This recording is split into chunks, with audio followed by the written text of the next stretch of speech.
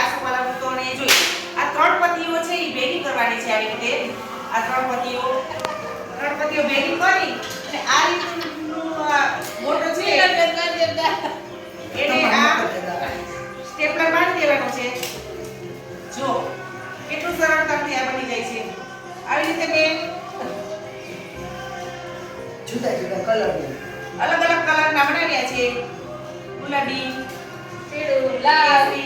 હા જો આ બધી બેનીઓ શેરીની બેનો બધી હેલ્પ કરવા આવી છે. જો આ બધી તોરણ બનાવે છે. જો હવે કેવા તોરણ બને છે તે જોશું આપણે. પછી બતાવી તમને આગળ વિડિયામાં જોતા રહેજો. હા આગળ વિડિયામાં જોતા રહેજો. જો આ બેનો પણ કેવી સરસ મજાની હેલ્પ કરે છે. ઘરે પણ આપણે સરળ રીતે આપણે આ તોરણ બનાવી આલ્યો એમાં લાલ આવે તે ઓછું દેખાય છે. જો લ્યો પછી આ રીતનું તોરણ બનશે. મેં આ લીધી છે સાડીની આ પટ્ટી છે. જે આપણે ડ્રેસમાં પણ અમારા પાડોશી આ પટ્ટીમાં તમે સરળતાથી તમે આ સ્ટેપલર મારી શકશો. જુઓ આ બની ગઈ છે તોરણ. આ રીતનું મેં તોરણ બનાવ્યું છે. એ સાડીની પટ્ટી પણ ચાલે, કોરી પટ્ટી પણ ચાલે. જો આ કેટલું સરળતાથી આપણે તોરણ બનાવ્યું છે. અને આ પણ સાડીની પટ્ટી છે. આ પટ્ટીમાં જો વેસ્ટમાંથી વેસ્ટ થઈ ગયું છે. જો એમાં પણ જો આ બની ગયું છે. ત્રણ પાન લઈને આમાં સ્ટેપલર મારી ગયા છે.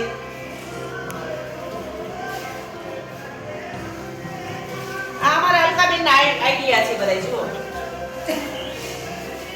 જો આ પિંક કલરનું, આ ઓરેન્જ કલરનું, યલો છે.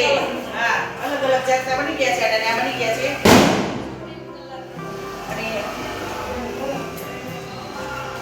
અલકાબેન તમારે કેવું તોરણ જોશે? એને તો બહુ મોટો ગેટ છે ને, એને તો બેન મોટું બનાવવું બગલામાં મોટા જોઈને આપણે કાઈ વાંધો નહીં, આપણે એને મોટું બનાવી દઈશું. આપણે વિવેક આપણે છોટ છોટ આપણે બેન સરખો જશે. કાઈ વાંધો નહીં, એને આપણે એના મનપસંદનું બનાવી આપીશું. બરોબર? તમારે રાજી થઈ જવા છે.